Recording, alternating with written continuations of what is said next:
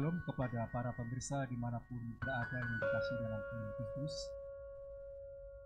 Kita berjumpa lagi dalam episode kelas Persatuan Guru dari Gereja Masih Advent hari ke-7 Jemaat Indonesia KWN Surabaya.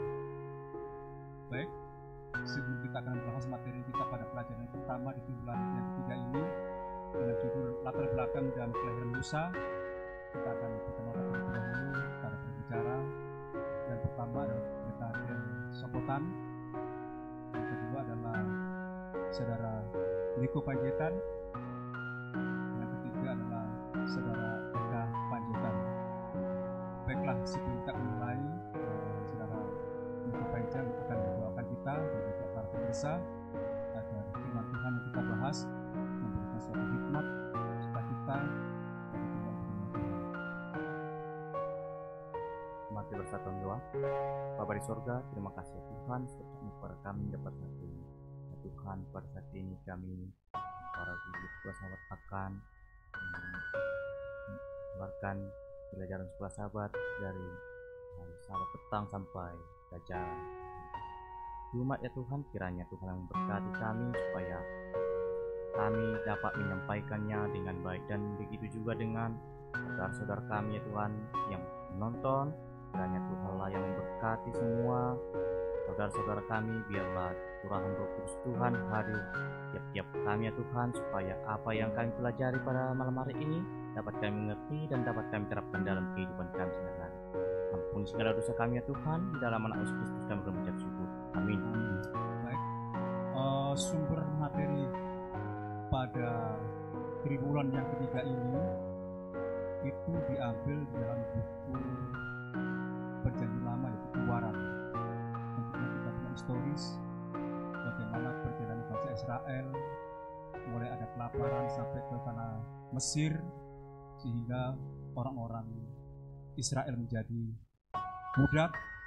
Bahkan Tuhan menginginkan supaya orang Israel boleh keluar dari tanah Mesir melalui pimpinan Musa. Baiklah, kita akan mendengarkan pembahasan oleh Saudara Niko Panjaitan mengenai pelajaran pertama, yaitu pada hari Sabat petang dan hari Minggu. Baik, terima kasih buat Lang Kulet yang telah memberikan kesempatan kepada saya untuk menjelaskan, yaitu kita sudah sampai di pelajaran yang pertama, yaitu berjudul penindasan latar belakang dan kehadiran Musa. Ayatnya tertulis di Keluaran 2 ayat 23 sampai 25 yang berbunyi, tetapi orang Israel masih mengeluh karena perbudakan, dan mereka berseru-seru sehingga teriak mereka meminta tolong karena perbudakan itu sampai kepada Allah. Allah mendengar mereka mengerang, lalu mengingat kepada perjanjiannya dengan Abraham, Ishak dan Yakub. Maka Allah melihat orang Israel itu dan Allah memperhatikan mereka. Baik, di pelajaran sekolah sahabat kita ini, yaitu di kitab Keluaran, mengumandangkan kisah-kisah tentang yang tertindas, terpinggirkan, teraniaya, dan yang direndahkan. Demikian juga orang-orang yang merasa ditinggalkan dan dilupakan dan diperbudak dapat juga menemukan pengharapan karena Allah yang akan menyelamatkan. Sering juga kita di dalam kehidupan kita tentang kehidupan kita tidak adilan, tapi Allah mendengar jeritan orang-orang yang tertindas, melihat pergumulan mereka, memperlihatkan air mata mereka, dan dalam penderitaan mereka datang untuk menolong. Nah, Tuhan mau membebaskan mereka yang mau percaya kepada Tuhan. Kita hanya perlu menerimanya dengan iman yang ditawarkan Tuhan untuk kita. Dan kitab Keluaran juga membahas itu tentang penebusan, kebebasan dan keselamatan akhir yang semuanya adalah milik kita untuk kita.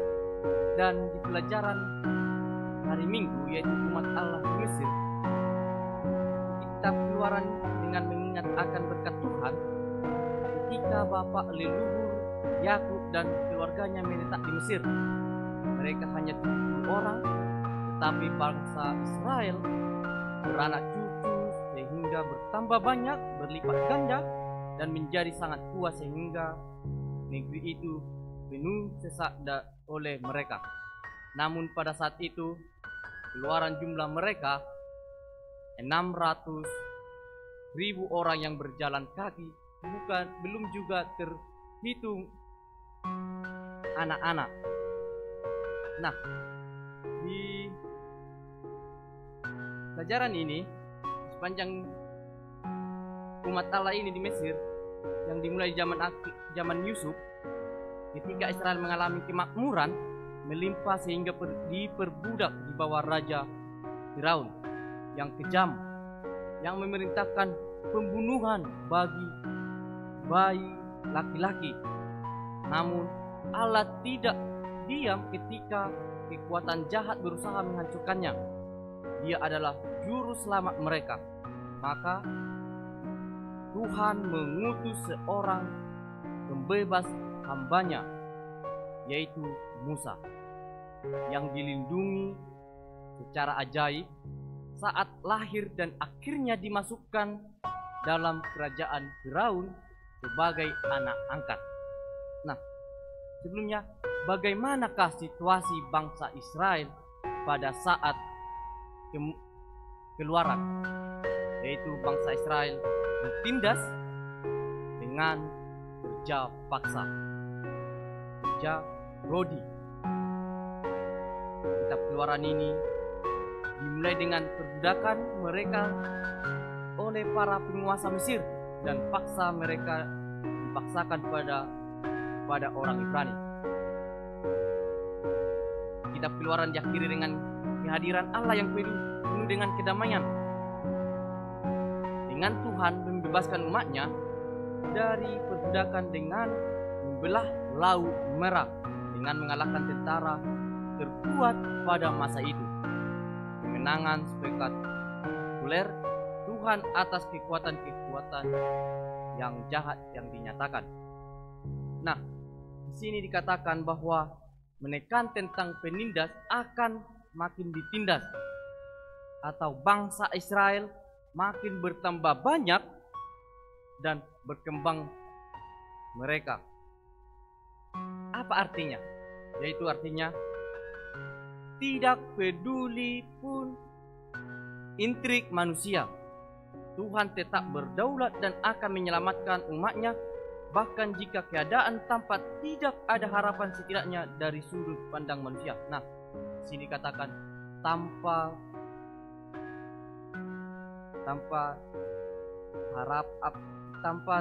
tidak ada harapan bagi manusia, tetapi Tuhan tetap akan menolong semua manusia. Inilah sedikit keterangan dari pelajaran kita sahabat petang dan minggu. Saya sampaikan kepada Tuhan.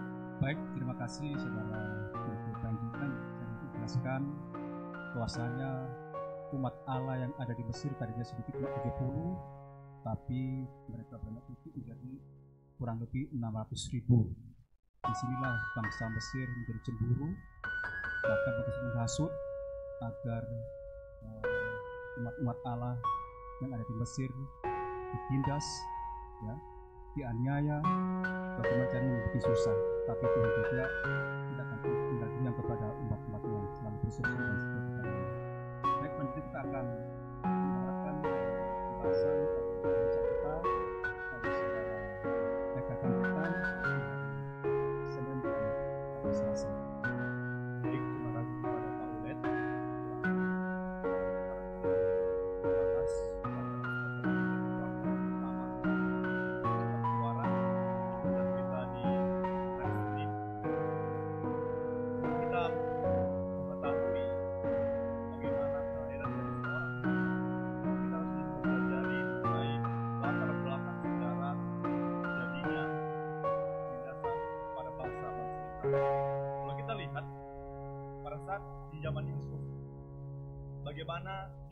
memiliki 12 saudara.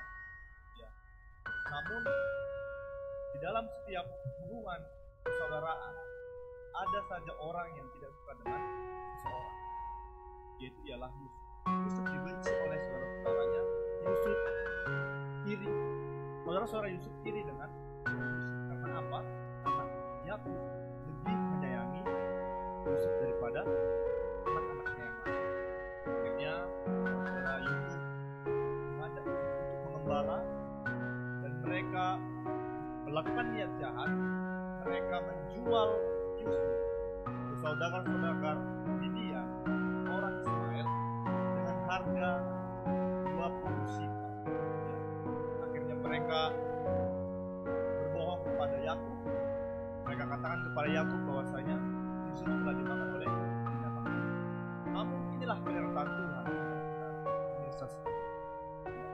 Tuhan tidak membiarkan umat-umat yang setia hilang begitu saja. Kalau kita berpikir secara logika, Yusuf sudah dijual, dia akan menjadi budak selamanya di bangsa Mesir. Namun apa? Tuhan jadikan Yusuf sebagai alat untuk menyelamatkan kebenaran di negara yang tidak ada kebenaran. Kalau kita lihat di pelajaran kita di hari Senin, ada latar belakang sejarah yang masuk akal yang akan kita ketahui dari Yusuf sampai ke Nabi Musa. Yang pertama ialah latar belakang sejarah yang paling masuk akal dari kisah Yusuf adalah sebagai berikut. Pengusaha baru, kalau kita bisa baca dalam Keluaran 1 ayat 8, yang tidak mengenal Yusuf adalah Ahmose. Ya, dia adalah raja pertama yang pada zaman Yusuf, dan dia tidak mengenal siapa Yusuf.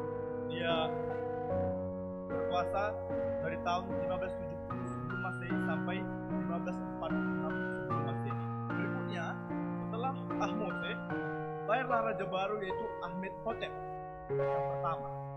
Dia berkuasa dari tahun 1546 sebelum Masehi sampai 1526 sebelum Masehi. Dan dia adalah seorang pengusaha yang takut kepada orang Israel dan menindas mereka. Kemudian masuk lagi raja baru yang namanya ialah Thutmose yang pertama. Dia berkuasa dari tahun 1525 sampai 1512. Dia adalah raja yang mengeluarkan dekrit kematian bagi semua anak laki-laki Israel. Dan dia memiliki putri yang bernama Hatshepsut. Ini adalah ibu tiri atau ibu angkat dari seorang yang bernama Musa. Ini adalah latar belakang sejarah bagaimana dari seorang Yusuf sampai ke Nabi Musa. Kita masuk ke cerita mengenai sebelum kelahiran seorang Nabi Musa. Kalau kita lihat, Thutmose dia melihat bahwasanya bangsa Ibrani di Mesir semakin berjaya. Mereka semakin makmur, mereka semakin diberkati Tuhan. Dia takut dengan bangsa Ibrani. Dia mengeluarkan dekrit kepada bidan-bidan. Kita akan masuk kepada kita ada bahasa mengenai para bidan Ibrani. Dia menyuruh bidan-bidan Ibrani untuk membunuh anak yang dilahirkan oleh perempuan Ibrani. Kalau dia anak laki-laki, bunuh. Tapi kalau anak perempuan, biarkan dia hidup. Tapi inilah yang harus kita ambil poin dari para mereka takut kepada Tuhan. Mereka tidak takut dengan kemarahan dan murka dari orang Firaun. Mereka tetap pada pendirian mereka. Mereka menyelamatkan bangsa Ibrani. Mereka menyelamatkan anak-anak laki-laki Ibrani sehingga Nabi Musa selamat. Dalam pelajaran kita di hari Senin dan Selasa, kita mendapatkan poin yang luar biasa dari dua perempuan yang bernama Sipra dan Pua. Mereka adalah bidan Ibrani yang tidak takut dengan kemarahan dari seorang. Bagaimana dengan kita sekarang, pemirsa? Zaman sekarang ini akan ada hal-hal yang membuat kita akan memilih apakah saya akan tetap kepada Tuhan atau saya akan meninggalkan. Kalau kita mau seperti Sipra dan Pua yang tidak takut dengan kematian, yang tidak takut dengan kemarahan Firaun, dan tetap berpegang teguh pada Tuhan dan takut akan kepada Tuhan, sehingga mereka berani mengatakan kepada Firaun, sebab perempuan Ibrani berbeda. Mereka kuat sebelum Didan datang. Perempuan Ibrani sudah berbohong. Karena mereka takut kepada Tuhan, mereka berani berbohong untuk membela kebenaran. Bagaimana dengan sekarang kita pemirsa? Biarlah ringkasan yang bisa sampaikan dengan bahasa mengingatkan kita untuk tetap kuat, tetap percaya kepada apa yang kita percayai, supaya nanti jika masa pencobaan itu datang, kita tetap bertahan dan kita akan mendapatkan kebahagiaan. Jika mungkin kita akan sahabat di hari Senin, di hari Selasa disampaikan, saya serahkan kembali. Baik, terima kasih kepada saudara Eka Panjaitan. Tadi sudah jelaskan bagaimana pergerakan dan para Didan Ibrani yang begitu berani untuk membela kebenaran walaupun dipengaruhi masa ya, kita mati. Kemudian di sini juga kita akan mendengarkan penjelasan tokoh yang muncul, yaitu Musa dan perubahan rencana yang akan disampaikan oleh kita. Kesempatan Terima kasih Pak Ulet. Di pelajaran hari Rabu kita diingatkan kembali tentang bagaimana sejarah dan latar belakang daripada kelahiran Musa, di mana diulas bahwa Musa dilahirkan pada dinasti ke-18 di Mesir dengan seorang raja yang memimpin di waktu itu, raja yang begitu terkenal, namanya adalah Thutmose III, dan raja ini dijuluki sebagai Napoleon dari Mesir, dan dialah Firaun yang paling terkenal pada masa itu. Nah, raja ini memiliki seorang putri yang namanya Hatshepsut, yang putri inilah yang menemukan Musa ketika dia berada di sungai. Dia sementara mandi di sana dan dia menemukan Musa. Oleh karena itu Musa diberi nama Mesir, yaitu Musa, Mose bahasa Ibraninya, yang artinya ditarik dari dalam sungai. Sebagaimana biasanya di kalangan Mesir bahwa nama itu berasal dari nama orang tuanya, dilahirkan dari nama ayahnya atau nama ibunya. Jika seorang bernama Thutmose, maka itu adalah Mose anak dari Tot. Atau kalau dia namanya Mose, maka itu adalah Mose anak dari Ak. Jadi Musa benar-benar sudah diberikan label bangsa Mesir. Dan ini sangat penting karena Musa kemudian setelah 12 tahun dia dibesarkan di rumah, dia kemudian pergi ke istana di Mesir, istana Firaun. Dan di sana dia diajari ilmu-ilmu pengetahuan Mesir. Namun yang sangat poin penting yang perlu kita perhatikan di sini, bahwa pada akhirnya semua ilmu pengetahuan yang Musa pelajari di Mesir itu tidak berarti apa-apa. Sementara itu kebenaran Tuhan yang Musa temukan di semak belukar, itulah yang kemudian sangat berpengaruh di dalam kehidupannya. Musa dilahirkan dengan begitu sempurna, begitu istimewa, sangat baik, amat sangat baik. Bahkan bahasa ini, terjemahan dari bahasa ini sama dengan yang dipakai ketika Tuhan menciptakan langit dan bumi. Waktu Tuhan menyampaikan itu sangat baik, hari itu sangat baik, hari ini sangat baik. Hal yang sama dipakai juga, kata yang sama ketika Musa dilahirkan. Jadi Tuhan sudah punya rencana yang indah untuk Musa. Namun rencana itu sedikit berbelok ketika Musa harus pergi ke Mesir, di mana di dalam fase kehidupan Musa, kalau kita melihat di sana ada 120 tahun kehidupan Musa, maka itu dibagi menjadi 3 bagian. 40 tahun yang pertama, 40 tahun yang kedua, dan 40 tahun yang ketiga. 40 tahun yang pertama kebanyakan Musa habiskan itu, potong 12 tahun dia di rumahnya. 40 tahun yang pertama kebanyakan dihabiskan di istana raja, di mana dia belajar ilmu pengetahuan dari Firaun, dari Mesir. Lalu 40 tahun yang kedua dia belajar di Mesir. Dia belajar kesengsaraan di sana. Dia belajar di Midian, di mana dia belajar kesengsaraan di sana. Dia belajar bagaimana menggembalakan ternak di sana. Midian mengajarkan Musa tentang kesabaran. Dan 40 tahun yang terakhir dia bersama-sama dengan bangsa Israel memimpin bangsa ini dalam keluar dalam Mesir dan menuju ke tanah Kanaan.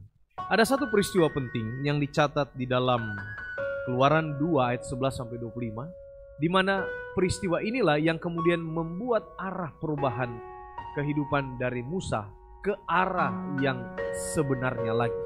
Yaitu peristiwa bahwa pada waktu dia berada di istana itu, ketika dia berjalan di Mesir, dia menemukan ada pemuda Mesir dan pemuda Ibrani sementara berkelahi. Dan sudah pasti Musa membela orang Ibrani, bangsanya sendiri. Dia membunuh pemuda Mesir. Tapi malang bagi Musa, di kemudian hari dia bertemu dengan orang Ibrani yang sama yang dia selamatkan dari orang Mesir, yang bertengkar, yang berkelahi dengan sesama orang Ibrani yang lain. Disinilah kemudian kedok Musa terbongkar. Orang Ibrani yang tadinya dia selamatkan kemudian berujar, apakah engkau akan menjadikan saya seperti orang Mesir yang engkau bunuh kemarin? Rupanya di zaman itu gosip begitu tinggi sehingga ketika peristiwa ini terkuak, maka ini juga dibesar-besarkan. Sehingga ketika tiba di telinga Firaun, yang tiba di telinga Firaun adalah Musa berusaha untuk menggulingkan kekuasaannya. Inilah akibat dari berita yang sudah ditambah-tambahkan. Dan kita sebagai orang percaya, jangan mudah percaya dengan gosip.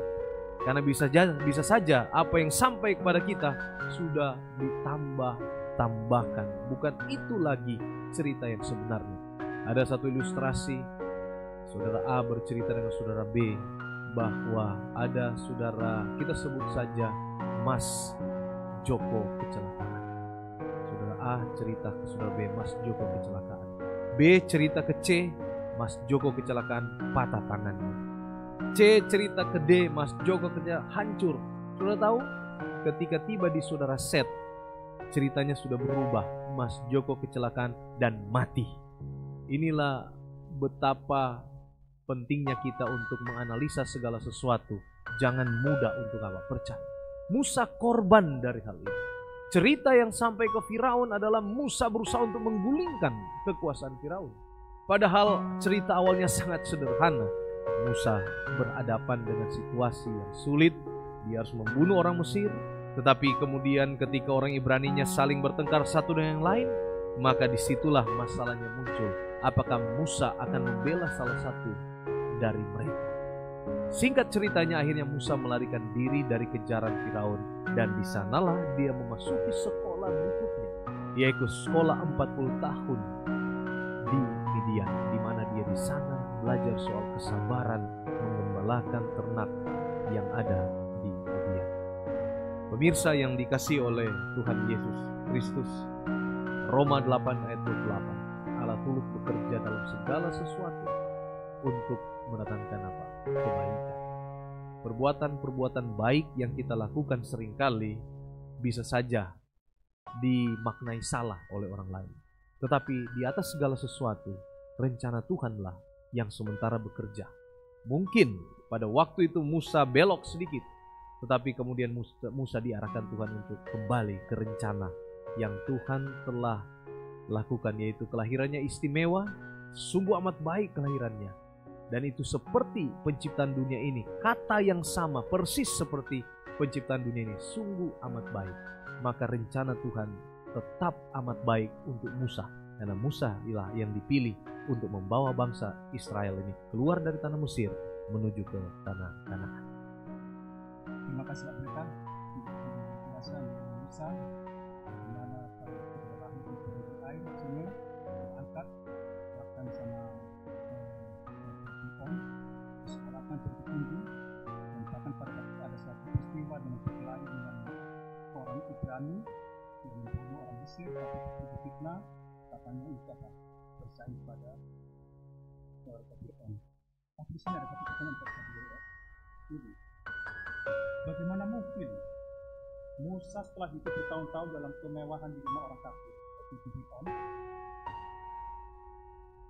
memutuskan untuk menderita bersama umat Allah atau orang Ibrani untuk suatu masa yang sementara?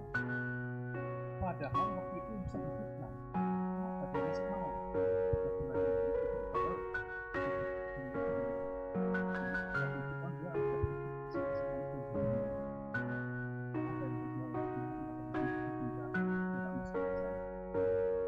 Baik, ini pertanyaan yang sangat bagus. Mayoritas orang akan selalu memilih bagian yang enak, tempat yang enak. Tetapi Musa berbeda. Ketika dia berada di istana, harusnya dia terus memilih untuk berada di istana.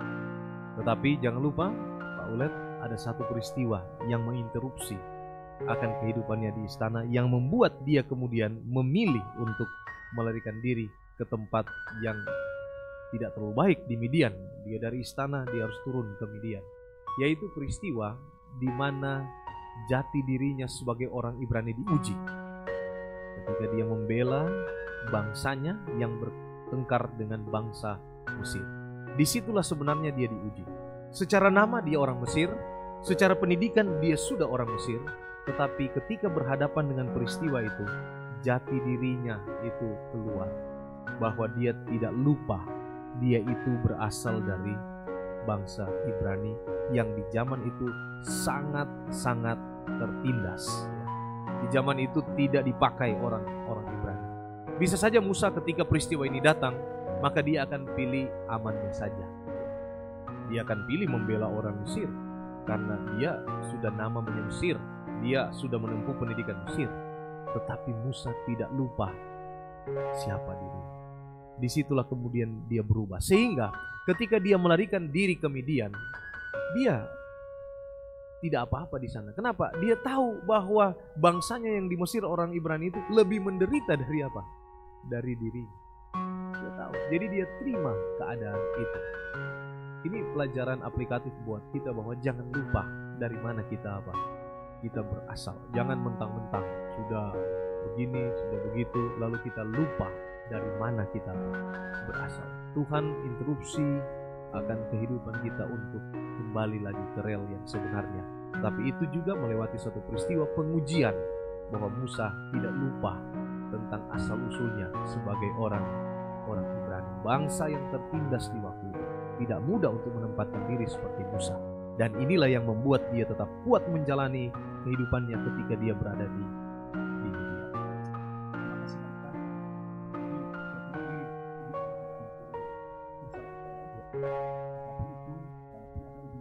Biasa mengenai dunia melakukan dan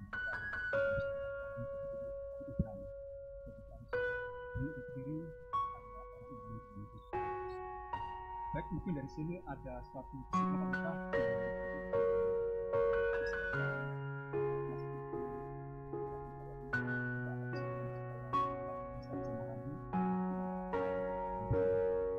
Baik, terima kasih Pak Ulet. Ini pelajaran yang pertama dari satu rangkaian pelajaran selama triwulan ini. Kita akan bahas tentang kitab Keluaran. Dan pada pelajaran yang pertama ini kita sudah memiliki landasan yang cukup banyak bagaimana figur dari Musa, latar belakang dan kelahiran Musa, yang dia lahir dan latar belakang dari kelahirannya berada pada masa penindasan. Ini perlu digarisbawahi. Musa lahir bukan di masa yang baik-baik saja, tapi Musa lahir dari penindasan, dari situasi bangsanya yang tertindas, dari situasi perintah yang keluar di Tutmose 1 bahwa semua bayi Ibrani laki-laki harus dibunuh. Tetapi bersyukur pada Tuhan, ada bidan-bidan yang takut akan Tuhan yang kemudian membiarkan hidup anak laki-laki ini dengan alasan bahwa orang-orang Ibrani, wanita-wanita Ibrani ini kuat-kuat. Di zaman seperti itu lahirlah Musa, pemimpin yang besar ini. Dia lahir dari masa kesukaran. Jadi saat ini aplikasinya, kalau ada kesukaran-kesukaran yang mungkin sementara kita alami saat ini, maka tetaplah tabah, jalani semuanya itu, karena bukan tidak mungkin itu adalah salah satu bentuk bagaimana Tuhan mengajar kita, mendidik kita untuk kita bisa keluar seperti Musa, menjadi pemimpin bangsa yang besar di waktu itu. Saya kira ini kesimpulan dari pelajaran kita yang pertama ini tentang latar belakang dan juga kelahiran dari Musa di zaman penindasan. Musa yang menjadi pemimpin yang besar, rupanya dia berasal dari zaman penindasan dari bangsanya Ibrani oleh orang-orang Mesir. Terima kasih Pak Pendeta, semoga kita pada saat ini bisa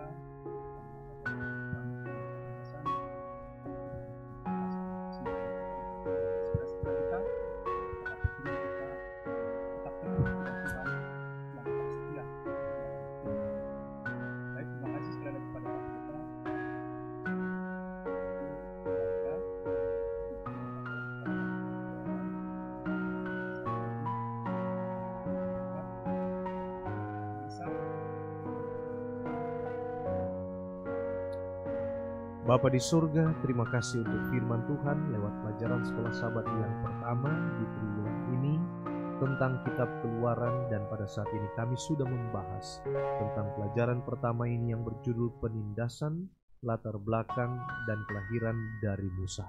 Tuhan, kami mohon apa yang telah kami sampaikan boleh menjadi berkat pencerahan rohani bagi semua pemirsa kami. Diberkati semua pemirsa kami yang menyaksikan siaran ini dalam rumah tangga, pekerjaan, pelayanan, rahmat dan anugerah Tuhan melimpah-limpah dicurahkan. Demikian pula kami yang mengambil bagian, Pak Ulet, Pak Eka, Pak Niko, Tuhan memberkati kami semua dalam pelayanan kami. Terima kasih Tuhan mendengar menjawab doa kami. Dalam nama Yesus kami sampaikan doa ini. Amin.